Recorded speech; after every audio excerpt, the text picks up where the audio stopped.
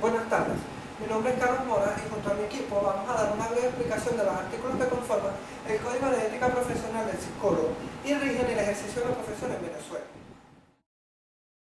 El artículo 1 nos dice que presenta el código es de obligatorio cumplimiento para todo psicólogo que ejerce la profesión en territorio venezolano.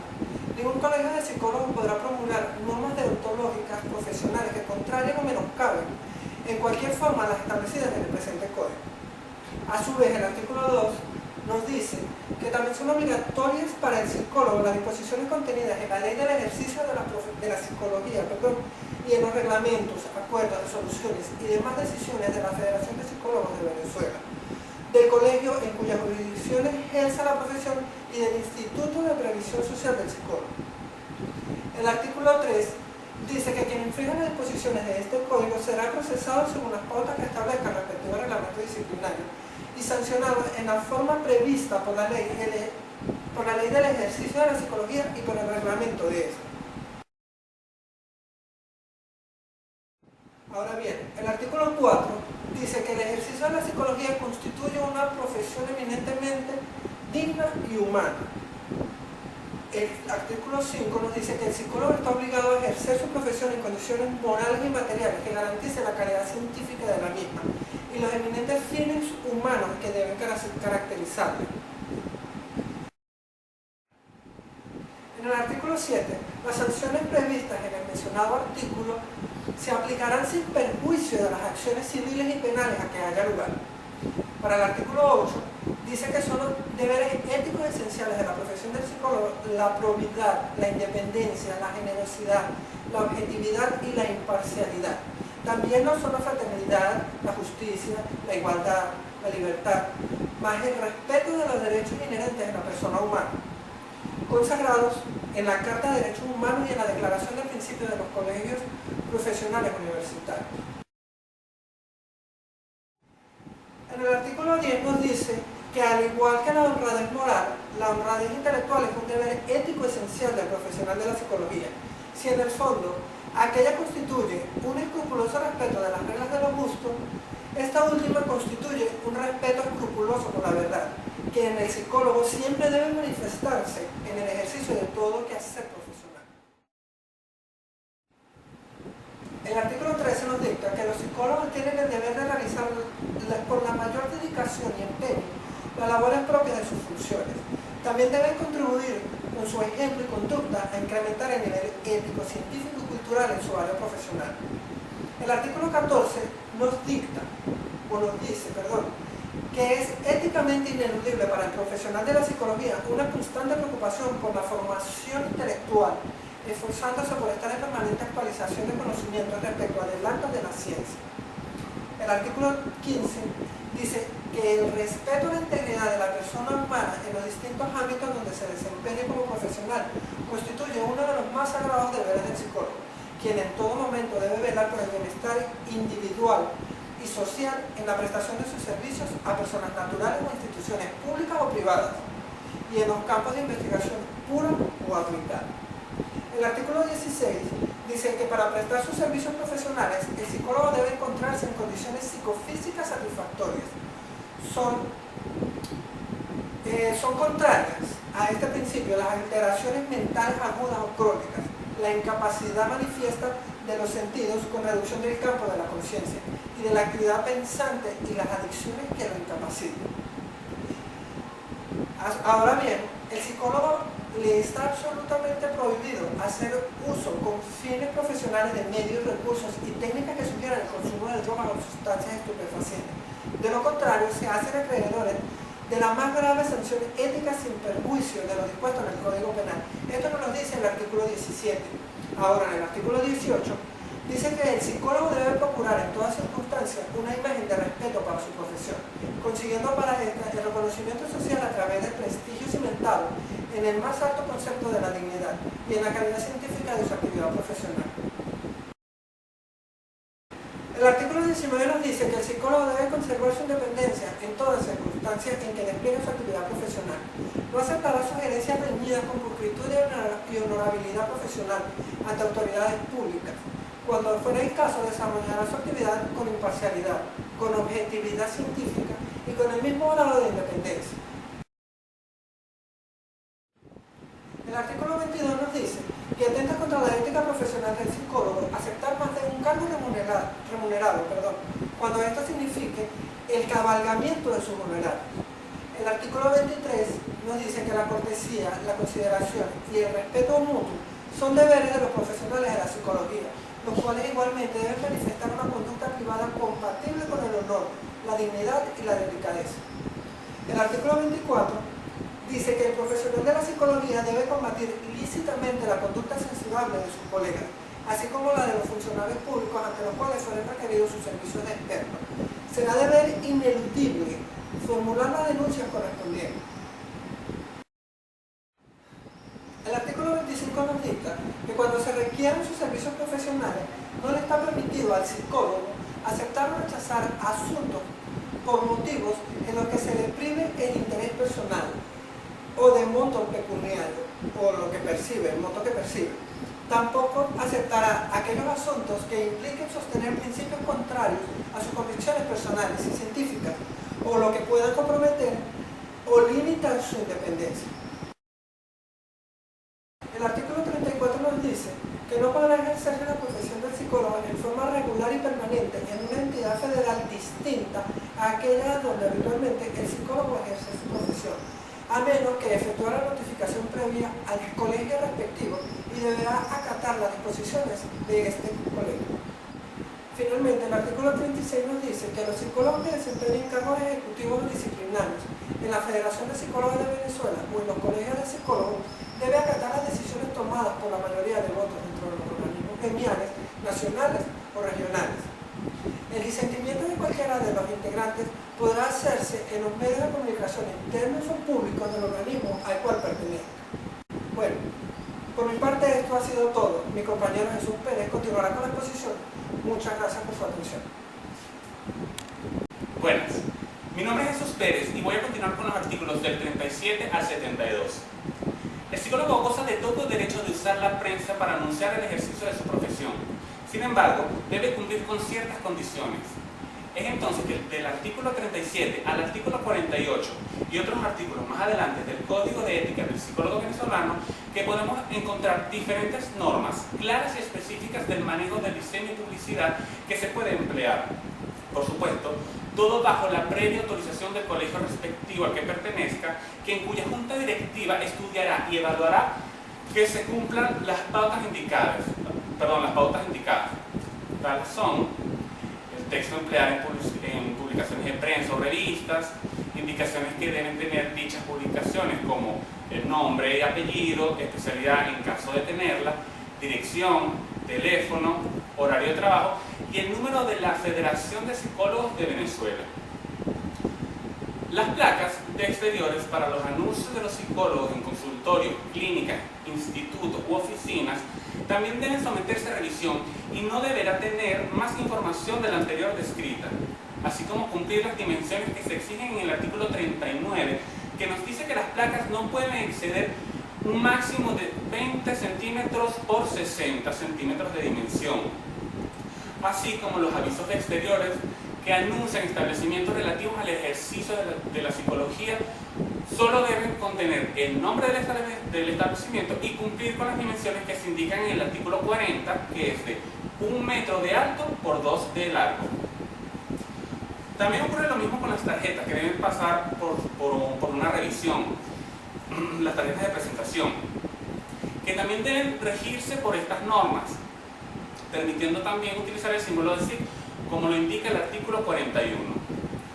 Por otra parte, el Código de Ética del Psicólogo Venezolano hace énfasis en ejercer con ética y seriedad la profesión, absteniéndose de cometer actos que atenten contra la moral y las buenas costumbres, pretextando una situación terapéutica que presente como indicada para el consultante, rechazando la competencia desleal o sugerencias publicitarias en donde sugieren curaciones milagrosas o mágicas por medio de frases, dibujos o signos, que bien podrían ser algo del tipo: en una sesión saldrás curado, o todos tus problemas serán solucionados visitando al psicólogo de tal nombre a tal nombre, lo que sea. Asimismo, cabe destacar que no se debe hacer diagnósticos o casos con fines de entretenimiento. La práctica del psicólogo debe realizarse solo con fines didácticos y científicos. Por lo tanto, el psicólogo está en la obligación de combatir el intrusismo en todos sus aspectos y a denunciar ante el respectivo colegio todo acto destinado a explotar la credulidad y la buena fe del público. Es un derecho del profesional en la psicología la formación de la clientela por medios lícitos, como lo indica el artículo 45, donde nos dice que se debe evitar rotundamente la publicidad para el propio ego, dar consejos u opiniones no solicitadas y pagar directa o indirectamente a personas para que recomienden sus servicios. A partir del artículo 54 del Código de Ética del Psicólogo Venezolano, se subdivide en capítulos, comenzando con los deberes éticos en el área de la investigación, que nos dice que la investigación en psicología debe inspirarse en los más elevados principios éticos y científicos. Siguiendo con el artículo 55, nos dice que la investigación en psicología deberá ser realizada y supervisada por personas técnicamente entrenadas y científicamente calificadas. El artículo 56 nos dice que en el caso de los individuos enfermos mentales o con deficiencias o anomalías conductuales, para ser sujetos de investigación se deberán obtener la aprobación previa por escrito del representante o de quien haga las veces del mismo. Ya para el artículo 58 nos dice que toda intervención o acción profesional de la psicología a nivel individual de personas o grupos o de la comunidad deberá regirse por las mismas normas éticas relativas a la investigación. Cuando un psicólogo acepte un resultado que implica o limite la publicación de los resultados de su investigación, debe insistir cuanto sea posible que se publiquen las conclusiones fundamentales para el desarrollo de la psicología como ciencia o para el bienestar común. Esto nos lo dice el artículo 65. Se debe evitar toda exageración, sensacionalismo, superficialidad e información prematura sobre los progresos recientes. La modestia y la discreción deben caracterizar la divulgación del psicólogo, quien no debe autorizar la publicación de los resultados de su investigación sin tener la seguridad de que se les dará una interpretación seria, imparcial y adecuada. Es por eso que antes de permitir que se divulgue públicamente resultados sobre los cuales hay desacuerdos entre los investigadores competentes, el psicólogo debe considerar cuidadosamente las consecuencias de tal publicación sobre la interpretación que el público pueda darle en cuestiones relacionadas con estos resultados y tomar las medidas necesarias para aclarar que no existe un acuerdo al respecto. Esto nos lo dice el artículo 67. Para concluir mi parte, les digo el artículo 72, que nos habla de que cuando se inicia un proyecto o programa colectivo debe convertirse de antemano sobre la mención que ha de tener cada quien y su participación en la remuneración económica si la hubiese. Muchas gracias. Vamos a pasar ahora con mi compañera que va a continuar con el resto de los artículos. Bueno, mi nombre es Guardi Castillo. Les voy a hablar sobre los artículos del 73 al 108 del Código de Ética del Psicólogo de Venezuela. En esta parte estaremos tratando los 4 últimos artículos correspondientes al capítulo 1 de los deberes éticos en el área de investigación, que son el 73, 74 y 75, que hacen mención al inicio de los proyectos, programas colectivos, el rol de cada uno de los que participa en dichos proyectos y la remuneración económica en el caso donde aplique, los materiales publicados, si se debe publicar con un permiso o un derecho de autor, los recursos de las organizaciones que financian estas publicaciones, etc. Existen otra serie de normas referidas a los principios generales de actuación que deben en general y de evaluación psicológica, y en particular ejemplo de ellos tenemos los artículos 77 y 78. En el capítulo 2 nos habla sobre los deberes éticos relacionados con el área de la docencia contemplado en este mismo capítulo, que van desde los artículos 76 al 84. Reza lo siguiente: en forma general, son deberes primordiales del profesional de la psicología en las áreas de la docencia el respeto permanente hacia la dignidad humana y el tener por norte de sus actos bien en general. El docente de la psicología deberá tener presente en todas circunstancias la finalidad de la educación es el pleno desarrollo de la personalidad como tal, la formación de los ciudadanos aptos para la vida y el ejercicio de la democracia, el fomento de la cultura y el desarrollo de la solidaridad entre los hombres. Buenas, soy José Hernández y voy a hacerle una síntesis de los artículos del 109 al 144. Bueno, comenzamos. Cuando el psicólogo tiene relación de amistad con el consultante y otro psicólogo, debe abstenerse de hacer comentarios que perjudiquen el diagnóstico o el tratamiento impuesto por él. El psicólogo debe servir a sus consultantes con esmero, con eficacia y diligencia. Está prohibida la exposición pública de enfermos mentales o personas con algún padecimiento conductual, bien sean niños, adolescentes, adultos. También se debe denunciar ante la Federación de Psicólogos cualquier sospecha de trato inadecuado, de malas condiciones en el que esté el paciente en cualquier reclusión, bien sea pública o sea privada.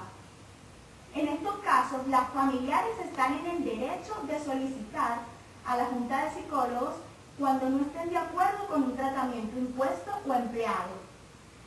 Los familiares podrán exigir la presencia de uno o más psicólogos de su elección o preferencia. A las juntas de psicólogos deben asistir los psicólogos con puntualidad. De no estar todos, los que ya estén allí pueden tomar decisiones en los casos planteados. Las deliberaciones que se realicen en las juntas son de carácter secreto. De no llegar a ningún acuerdo, pueden promoverse nuevas juntas. Las relaciones profesionales entre psicólogos, consultantes, deben ser siempre personales y directas. El psicólogo que establezca un diagnóstico para efectos legales post-mortem, sin haber mantenido relaciones directas con el sujeto, será acreedor de una máxima sanción. El psicólogo evitará sobremanera que su problemática personal, que su vida personal interfiera en su actividad profesional, bien sea problemas familiares, económicos, sociales. Él debe velar por su salud mental. Está vedado que el psicólogo manipule su relación con el consultante para fines económicos, políticos y sociales. Igualmente debe respetar su ideología política y religiosa. En los deberes éticos del ejercicio institucional tenemos todo psicólogo que trabaje en instituciones públicas o privadas debe regirse por las leyes sociales y laborales. Deberá velar por el mejoramiento de las condiciones de los psicólogos a su cargo. Defensa de prestaciones sociales, foros sindicales, estabilidad laboral. Ahora, del secretario profesional hablaremos. El secretario profesional es inherente al ejercicio de la psicología y es obligatorio para proteger los intereses del consultante. Es un deber que subsiste aún después que el psicólogo ha dejado de prestar servicios al consultante. Esto ha sido todo, lo dejaré con mi compañera Jacqueline Díaz. Gracias. Buenas, soy José Hernández y voy a hacerle una síntesis de los artículos del 109 al 144. Bueno, comenzamos. Cuando el psicólogo tiene relación de amistad con el consultante y otro psicólogo, debe abstenerse de hacer comentarios que perjudiquen el diagnóstico o el tratamiento impuesto por él. El psicólogo debe servir a sus consultantes con esmero, con eficacia y diligencia. Está prohibida la exposición pública de enfermos mentales o personas con algún padecimiento conductual, bien sean niños, adolescentes, adultos. También se debe denunciar ante la Federación de Psicólogos cualquier sospecha de trato inadecuado, de malas condiciones en el que esté el paciente en cualquier reclusión, bien sea pública o sea privada. En estos casos, las familiares están en el derecho de solicitar a la Junta de Psicólogos cuando no estén de acuerdo con un tratamiento impuesto o empleado. Los familiares podrán exigir la presencia de uno o más psicólogos de su elección o preferencia. A las juntas de psicólogos deben asistir los psicólogos con puntualidad. De no estar todos, los que ya estén allí pueden tomar decisiones en los casos planteados. Las deliberaciones que se realicen en las juntas son de carácter secreto. De no llegar a ningún acuerdo, pueden promoverse nuevas juntas. Las relaciones profesionales entre psicólogos consultantes deben ser siempre personales y directas. El psicólogo que establezca un diagnóstico para efectos legales post-mortem, sin haber mantenido relaciones directas con el sujeto, será acreedor de una máxima sanción. El psicólogo evitará sobremanera que su problemática personal, que su vida personal interfiera en su actividad profesional, bien sea problemas familiares, económicos, sociales. Él debe velar por su salud mental. Está vedado que el psicólogo manipule su relación con el consultante para fines económicos, políticos y sociales. Igualmente debe respetar su ideología política y religiosa. En los deberes éticos del ejercicio institucional tenemos todo psicólogo que trabaje en instituciones públicas o privadas debe regirse por las leyes sociales y laborales. Deberá velar por el mejoramiento de las condiciones de los psicólogos a su cargo. Defensa de prestaciones sociales, foros sindicales, estabilidad laboral. Ahora, del secretario profesional hablaremos. El secretario profesional es inherente al ejercicio de la psicología y es obligatorio para proteger los intereses del consultante. Es un deber que subsiste aún después que el psicólogo ha dejado de prestar servicios al consultante. Esto ha sido todo. Los dejaré con mi compañera Jacqueline Díaz. Gracias. Buenas tardes, mi nombre es Cecilia Díaz y voy a contar la explicación que le dio mi compañera de la Luz. Les voy a hablar desde el capítulo 7 hasta el capítulo número 2. En cuanto al capítulo número 7, habla sobre el secreto profesional. El artículo 142 indica que el secretario profesional es inherente al ejercicio de la psicología, ya que es esencial y permanente en nuestra profesión, y así proteger los intereses de los consultantes. El secreto puede ser explícitamente exigido por el consultante, pero aun cuando sea implícito también debe ser inviolable. El artículo 145 nos habla sobre algunos casos donde se puede hablar sobre los secretos del paciente sin violar el código de ética. Uno puede ser cuando el psicólogo ha sido comisionado por la autoridad competente para examinar el estado de una persona. Por ejemplo, si en algún caso la corte lo requiere, se le pide al psicólogo que trate al enjuiciado para ver qué lo llevó a realizar el delito. O otro ejemplo podría ser cuando se trata de menores de edad y sus padres, representantes legales, escuela o tribunal necesitan un informe destinado a la solución de la situación en que se encuentra el menor. Un caso hipotético de este capítulo sería el de una mujer que al acudir a un consultorio de un psicólogo en busca de ayuda y orientación porque ha sido maltratada por su pareja y este psicólogo conoce a la familia de este paciente. Si el psicólogo llegara a informar a la familia de esta situación, está violando los artículos 142, 143 y 144 del Código Ético del Psicólogo. El capítulo 8 trata sobre los honorarios profesionales. El psicólogo tiene derecho a percibir honorarios por su ejercicio profesional. Sin embargo, debe tener en cuenta que no debe ser el único fin, que su único fin no debe ser el hecho comercial, sino el servicio a las personas. El artículo 155, para la determinación del monto del honorario, el profesional de la psicología deberá tener en cuenta los siguientes parámetros. Primero, la importancia de los servicios, la novedad o dificultad del problema planteado, la experiencia y la reputación profesional, la realidad económica del consultante, la posibilidad de que el psicólogo se vea impedido para atender otros asuntos o verse obligado a estar en desacuerdo con otros consultantes, o también podría ser con terceras personas. La responsabilidad deriva del asunto para el psicólogo, el tiempo requerido, el grado de participación del psicólogo en el estudio, el planteamiento y desarrollo del asunto. El capítulo 9 de los deberes del psicólogo respecto a sus colegas, el artículo 160 nos habla sobre que el psicólogo deberá ser cortés para con sus colegas y ayudarles en la solución de inconvenientes momentáneos cuando sea debido a causas imputables. No puede atender la labor profesional que desempeña.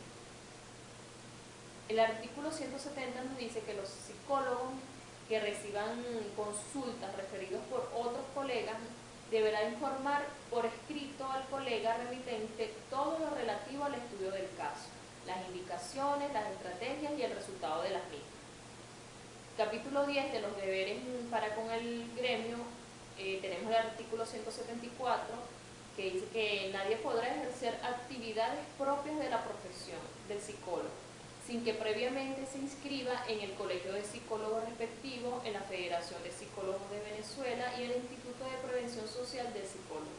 Aun cuando el psicólogo no ejerza, debe dar cumplimiento a lo dispuesto en el artículo anterior.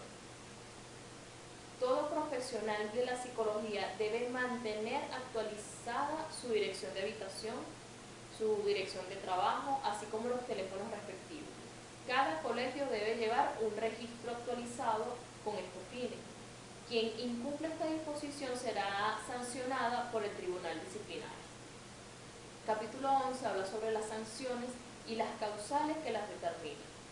El artículo 177 habla sobre las causales que ameritan el procedimiento disciplinario contra el profesional de la psicología. Algunas de ellas son ejercer la profesión estando suspendido, actuar como cómplice o encubridor de personas naturales que incurran en actos de ejercicios ilegales de la psicología, realizar prácticas mágicas o esotéricas presentándolas como psicológicas, la falta de pago de las contribuciones legales y reglamentarias, la violación de disposiciones contempladas en los presentes códigos, graves infracciones de la ética, el honor o la disciplina profesional, negarse a cancelar las contribuciones legales y reglamentarias después de haber sido amonestados o la reincidencia. En el artículo 178 tenemos las sanciones aplicadas por los tribunales disciplinarios, las siguientes de acuerdo con la naturaleza y la falta de su residencia. Pueden ser amonestaciones privadas, amonestaciones públicas o suspensión del ejercicio de la profesión. En el capítulo 12, las disposiciones finales tenemos: los colegios de psicólogos están obligados a entregar un ejemplar del presente código a todos los miembros, ejerzan o no. La Federación del Psicólogo de Venezuela velará por el cumplimiento de este contenido. La Federación y los colegas de psicólogos propiciarán la enseñanza de deontología, deontología, que no es más que el cumplimiento de los deberes y las normas morales. Al ser admitido al respectivo colegio, el psicólogo deberá presentar juramento solemne de que va a cumplir fielmente este código de ética profesional. Para finalizar con nuestra exposición, debemos tener en cuenta que esta es una profesión que se debe estudiar por vocación. Nuestra meta va más allá del diván y de los honorarios. Esta es una carrera de humanidades, estamos al servicio del ser humano, quien confía sus miedos, sus problemas y está en busca de nuestra ayuda, de nuestra orientación y posibles soluciones. Esto ha sido nuestra exposición, esperamos que les haya gustado. Muchas gracias.